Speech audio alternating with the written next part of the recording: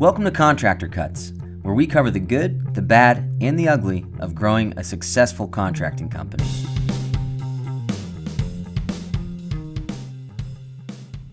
Welcome back to Contractor Cuts. My name is Clark Turner. I'm Jared Flo. Thank you for joining us again this week. So today we're talking about your product, your company, what you offer.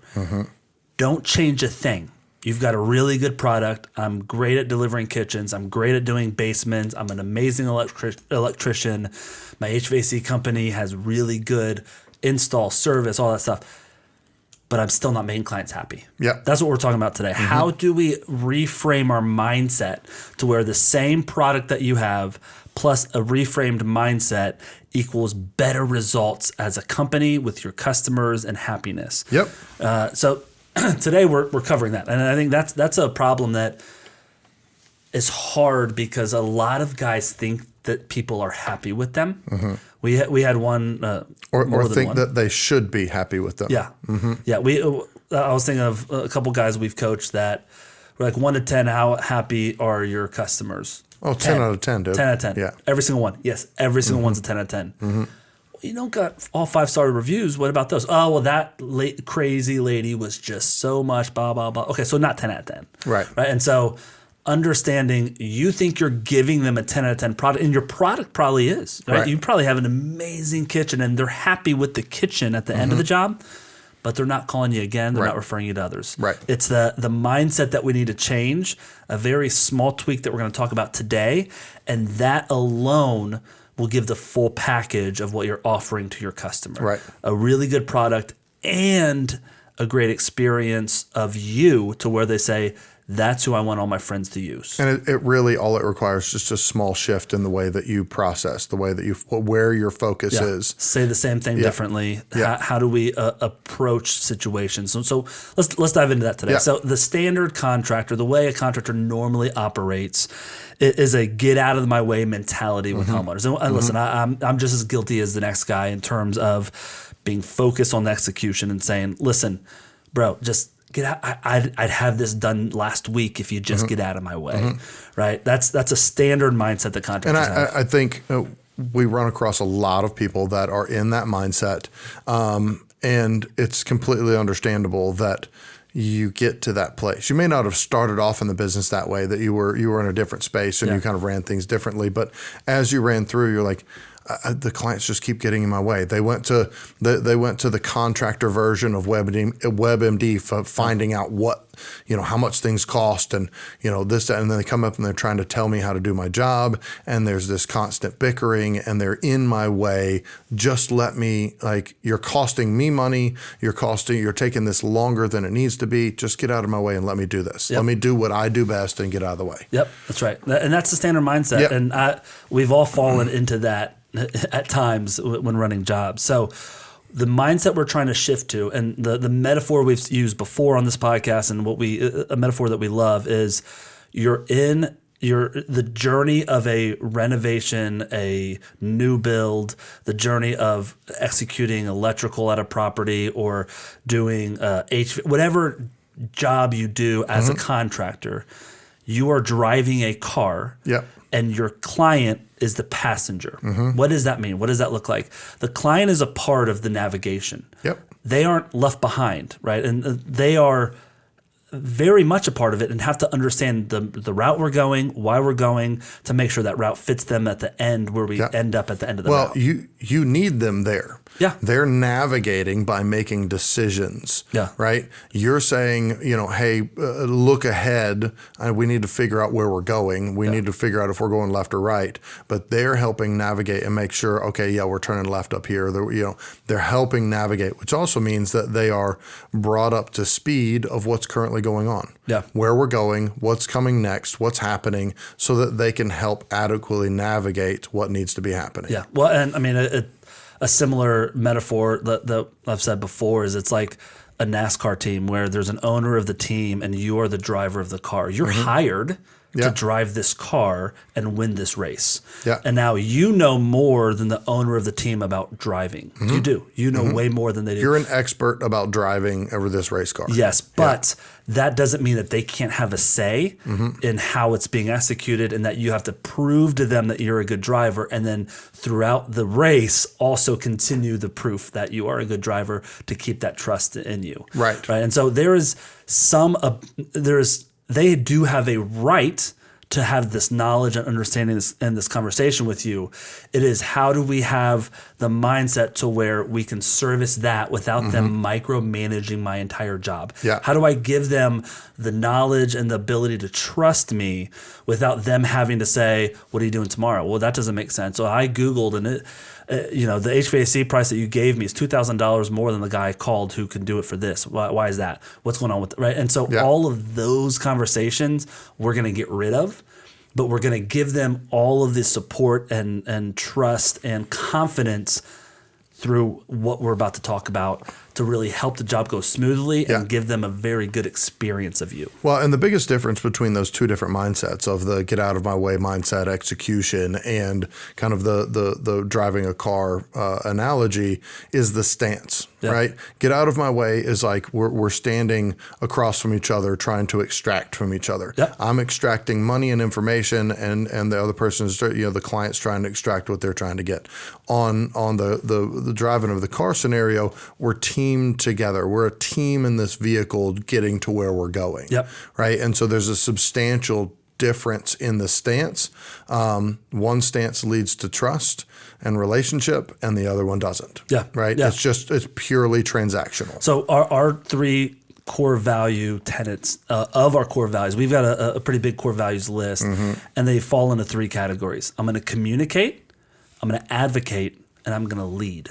And what you're talking about is advocating and leading, right? And so with that being said, the shoulder to shoulder, we're in the same car, going the same way on a team to get this done. Right. I am the leader of this team. Because I'm the expert. I am the expert. Now, you can't be a leader if you don't have followers. Right. You can't be a leader if you're face-to-face trying to extract money out of the person and they're trying to defend themselves. There is zero leadership there. There's no one following you. They don't care about you leading, quote unquote.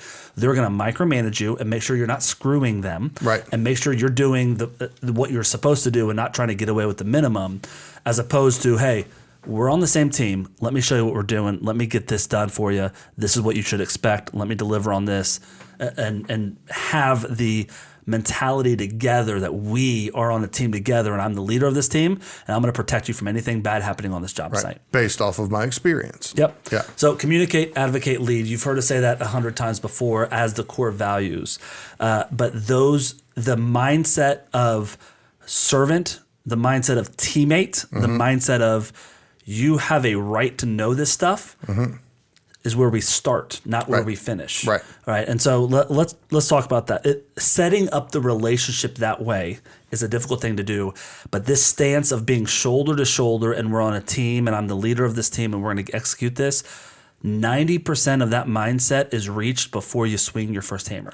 Before you're on the job site, all of that happens setting that relationship up in the beginning. Now, the problem is you don't realize that and you don't do it the right way. And so halfway through the job, you're trying to rein in that relationship back to where it is. And they're not going to budge. They're not coming around. Because I get the opportunity to talk to a lot of different contractors, I see the stance of this being done wrong in both directions, right? I am dominant. I am in charge. You are the client, and just tell me what you want, and I'm going to get it done, right? And then the other way around, where it's like, yes, whatever you want. There's this meek, the client's always right, all the different stuff that they're setting the client up with like, hey, just you run things. You tell me what to do. And they don't want that, Correct. A, and B, they don't have the knowledge that you have on why we're doing it this way. This is the process because. And they will eventually get to the place where they go, why did I hire this guy in the first place? I'm doing everything. I'm making all the decisions. That's right. So how do we set up that relationship in the beginning? Let's talk about from the start all the way through the job. Desk estimates. We've talked about that 100 times. Go back to listen to the podcast about desk estimates of how to do them, what they're for.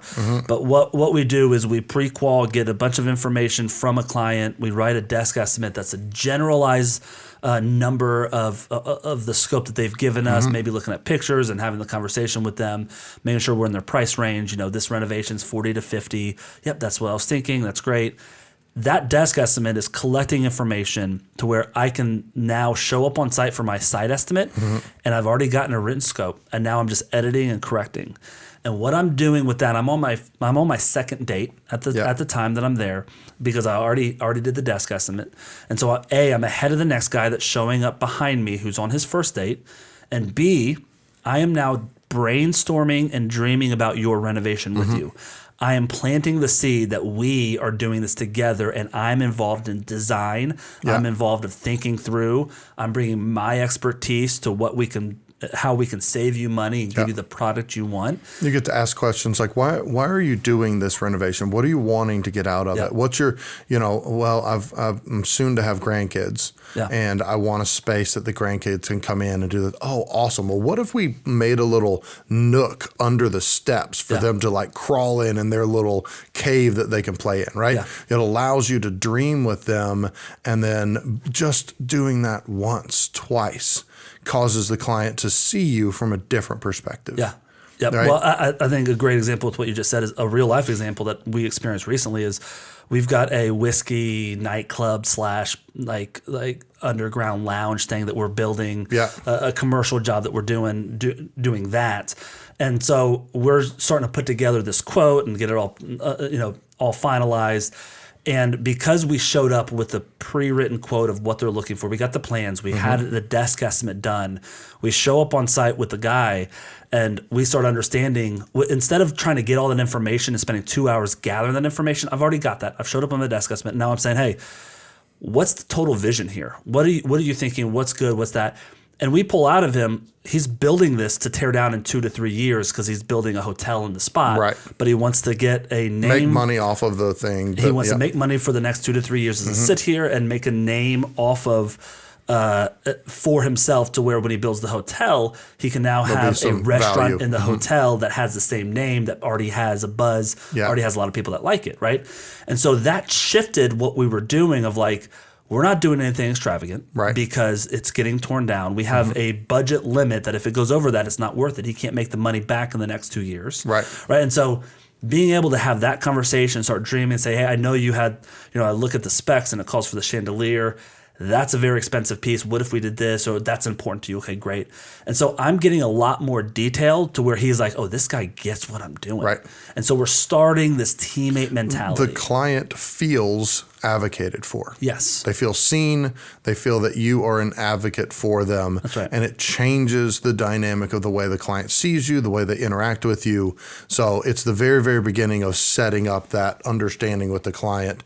We're shoulder to shoulder on this thing. And you can do that without a desk estimate. Sure. But you don't have 4 hours to be there, and they don't have 4 hours to wait for you. So I'm spending, it depends on size of job, but if it's a kitchen renovation and I spend an hour and a half taking notes, taking measurements, understanding what's going in there, they don't have another hour to sit and dream and talk. Right. They're like, okay, I got another appointment coming in 15, so thanks. Right. And so if I get all of the unimportant stuff, very important, take the notes, but the data out of the way ahead of time, I can show up and start advocating and dreaming and them understanding that I'm part of it. Right. The next way that we start setting up this mindset is the CEA. Client Engagement Agreement. We spell out exactly what we're talking about. We spell out the relationship in the client engagement. We say, this is your responsibility, this is mine. This is what you can expect out of me, and more importantly, this is what I expect out of you. Well, and we'll use the drive in the car analogy while we're doing the CEA just to help understand the stance, the roles, the expectations, who does what and who doesn't do what. That's right. That's right. And if you're in our program and you've got the CEA, it's life changing. And if you haven't joined us, it is a document that is 7 to 8 pages long that spells out exactly how this process is going to go, what you should expect out of me, what I promise, and more importantly, what I don't promise to do. Yeah. I'm not going to be on site every day, but I am going to do these things. And so it sets all of those expectations. It either raises them or lowers their expectations where we're on the same page. And that CEA and that conversation, again, is I'm communicating what they should and shouldn't expect, and I'm making sure that the biggest issue that usually happens if you don't do this you have these expectations that I don't meet. Right. Well, that wasn't fair. I never promised I'd be here on Saturdays and Sundays. I've got a family. I never promised this. Well, the client expects that, and you never reset that expectation. Next, you're going to show your advocacy and trustworthiness in the estimate speed, and the follow through, and in the communication. If I can get you an estimate turned around in 5 minutes, in 24 hours, same day, you're not going to do most likely. Right. But a quick, speedy estimate turnaround time. Follow up, follow through. When you say you're going to do something, do it. I'll have this back to you Thursday. By Wednesday night, it's in their inbox. Right? Yep. I'm overperforming to show them I'm leading. I'm competent. I know what I'm doing. Yep. You can trust what I say. Yeah. And then finally, when micromanagement does start, now we're in the job, we're doing the work. Focus on the why, not your client being annoying. Yeah. This is, and again, guilty, but if I'm on a job site and a homeowner starts saying, well, I saw this and, I was measuring this and it seems like those baseboards, you're charging me more than what industry standard is. And it seems like, if Google says this is instead of arguing about the baseboards and the price, Right. I'm going to take a step back and say, hey, help me understand. It feels like you're not trusting what we've talked about, that you're sitting here Googling that. Like, let's talk about the bigger picture of trust. It's very easy. I mean, ask them the question. I want to get to the bottom of this. This is really important to me. Why did you feel the need that you needed to research this? Yeah. We've talked about it. There's a level of trust here that I feel like you can't trust me, which is why you had to look this up. Let's talk about that. You're allowed to look those things up, but I want to know where I'm missing that communication to where you understand this and don't have to research it. Where you felt like you needed to protect yourself. Help me get better, right? And so that's a very hard mindset to get to, because you're yelling at me or trying to you're being annoying towards me, and I'm supposed to say, hey, it might be a me problem. What can I do better? Man, easier said than done. If you can do that, you've won. Yeah. Right. If you can get that mindset of, hey, obviously you're missing something from me to feel this way. What can I do differently about that? Right. I'm not going to start arguing every single tit for tat, because I will tell you why my pricing is the way it is, and we'll talk about that. But help me understand what I'm missing in our communication. Yeah. Well, me and you and the GM in the contracting company, that. Not to say that it was easy, but we have a natural ability for empathy of being able to put ourselves in the other person's shoes and understand what they're going through, and what they're saying to us doesn't affect, it helps de-escalate some of that, and I understand where they're coming from.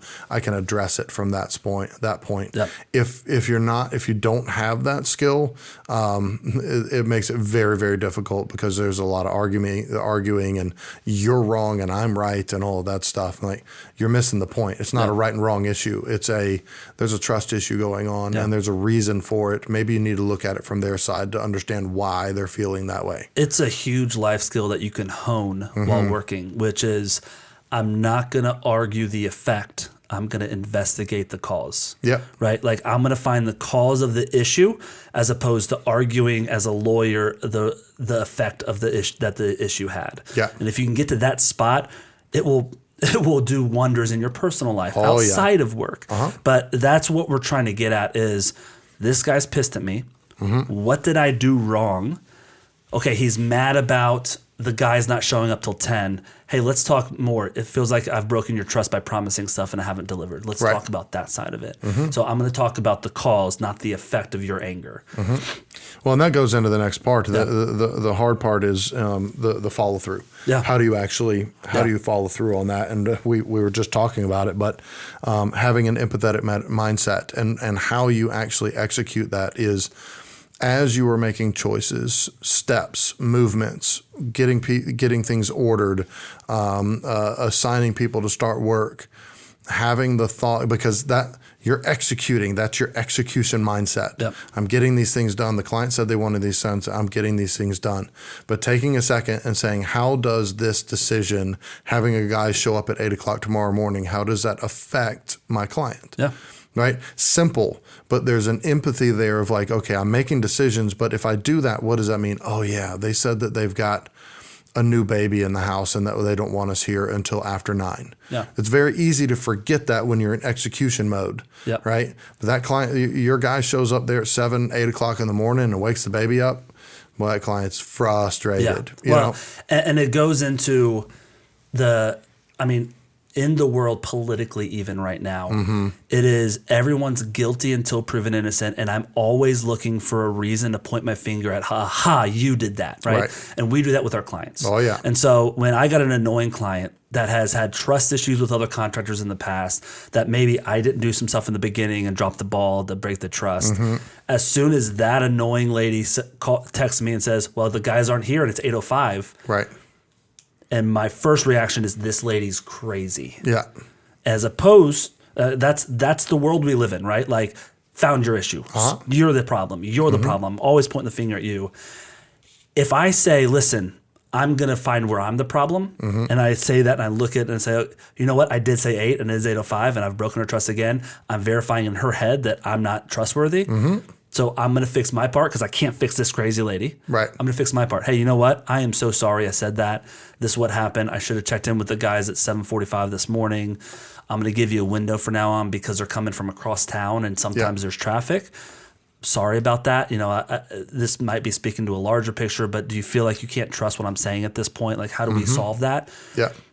You might think in your head, that lady doesn't deserve that kindness. But forget that lady and the kindness.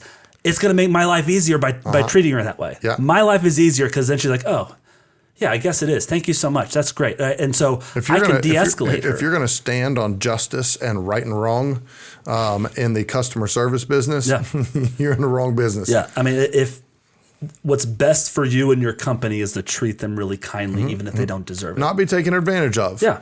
But do right by them. Yes. Yeah. That's right.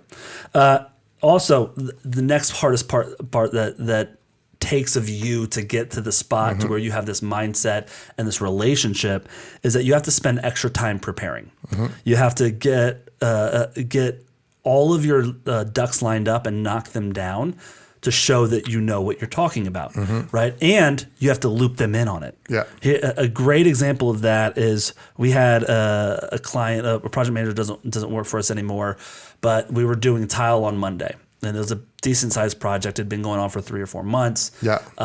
And on Thursday, the client emailed and said, hey, what color grout? Like, do I need to pick out a grout color? And he was like, yeah, I was going to go pick that up Monday morning. We're going to figure out then. And the customer's like, this guy doesn't know what he's talking about. Yep. Well, he had already planned to go and bring it by because they were meeting on Monday. I'm going to show you the different colors. Let's pick one out. But to the customer, it's like, you didn't even think about this. Why? Like, I don't trust you. You're reacting to what I need to take the wheel. I need to sit in the driver's seat. This guy hasn't even thought about what grout color. I was going to get purple probably. Well, and the hard part about that is it's very difficult and seems monotonous to communicate every possible step that I'm making throughout the duration of your job. That's right. Right? But applying that example with the example of empathy and putting yourself in their shoes and how does the decisions affect them, you combine those two things together and it helps you determine, I should probably, they don't need to know this, but it's helpful for them to know. Well, and that's the third one's the communication. But going back to the extra time spent prepping, if you are working in the weeds and looking at what's happening next week or this week and not looking out the next 3 to 4 weeks, that is where the issues start happening. That's kind of that grout conversation of like, well, this week we're doing grout. Okay, so I got to go by Monday to pick it out, right? That's a reactive because I'm thinking about what's the one step ahead of me, right? Where that is like the client is thinking 10 steps ahead because they're thinking about the end result. Well, it's also the place where you get to you're forcing the client to have to do something that they don't have time to do. Yep. Hey, we're installing the tile tomorrow. I need you to pick out grout color tonight. Yep. You're like, well, I've got baseball practice tonight. I've got this tonight. I don't have time to do it tonight.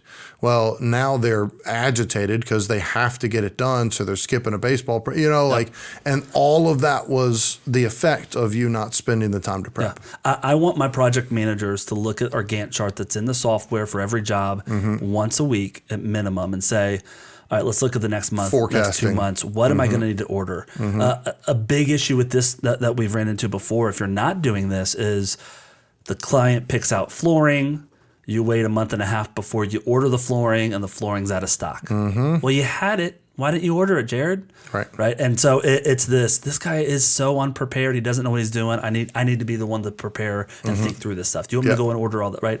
And that's when that micromanaging starts happening. Yeah. And then the third thing, which you were getting into, the communicating proactively and not reactively. Again, there's 1,000 touch points to communicate. You can communicate every single day, every single hour, and still not give them all the information. Yep. And so this is kind of a skill of what to share and what to not share.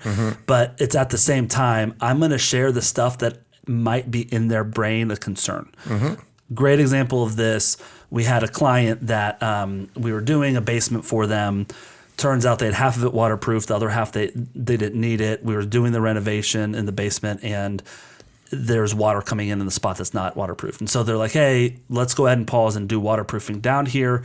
Then you guys can finish, right? And so we said, hey, who did the other waterproofing here? They gave us a company name. We're like, well, let's get the same company so it all ties together and it's all under one warranty. And so we spent 2 weeks calling, emailing, texting, begging, can you all come out here? And they kept saying, no, we're 10 weeks out, we're 8 weeks out, we're 12 weeks out, to the spot where we couldn't get them on our calendar anytime quickly. We had multiple people from our company calling them, trying to get them out there. We had 3 other companies that we talked to come out and give us a quote as well, but we really wanted to use the same company, right? The customer, after 2 weeks of this, calls the waterproofing Sees nothing company happening and says, hey, can y'all come out here and do my basement? And the waterproofer, the owner of the waterproofing company told me after the fact, he was like, once I had the third person harass me with the homeowner, I was just like, screw it, this isn't worth it, and I'll come out there. Right. So the homeowner called him. He was like, yeah, I'll come out tomorrow and take a look at it. Yeah.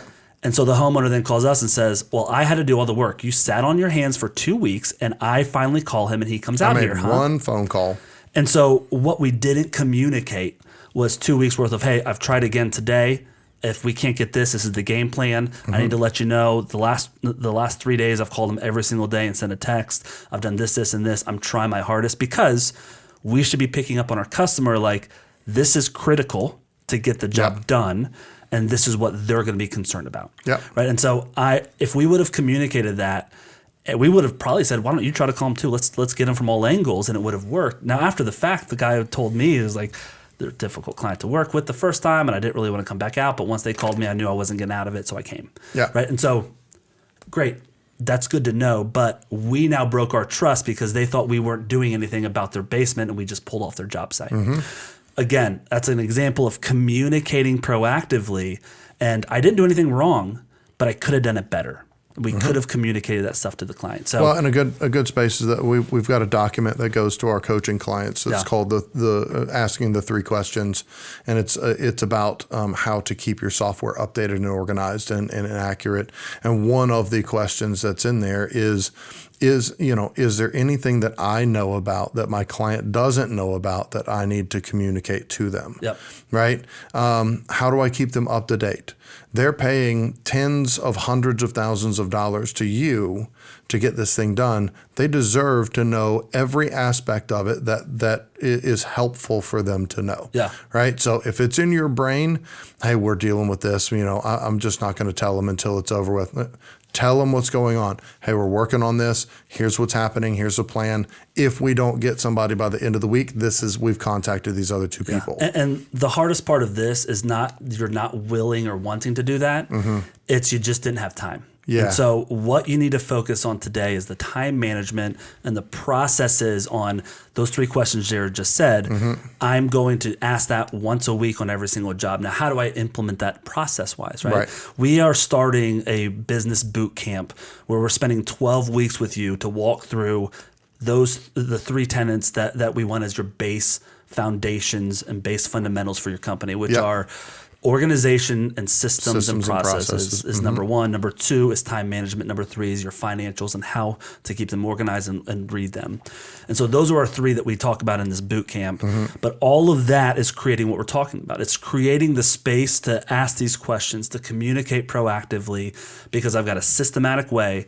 I'm managing my time, and I know how I can make decisions to make these decisions, to make that communications happen. So if you want to double down on learning more about this, whether you want us as coaches and come into the coaching program and get all of our paperwork, get one-on-one coaching with Jared or I, come in and get whatever, your company supercharged in our systems and processes, we'd love to talk to you about that. If you want to come to the boot camp, it's a 12-week boot camp that gets you those base foundation fundamentals that you need to really start growing your company. Go to ProStroke360.com, go to the Contact Us page. If you go to ProStroke360.com/bootcamp, you can check out the bootcamp that we've got. You can also, there's in our products on ProStroke360.com, go to ProStroke Alliance. There's a drop down for that. Find out about the coaching side of things. We'd love to work with you, help you grow to the next level, whatever level that you want our help, we're here for you. That's right. So check us out on the websites.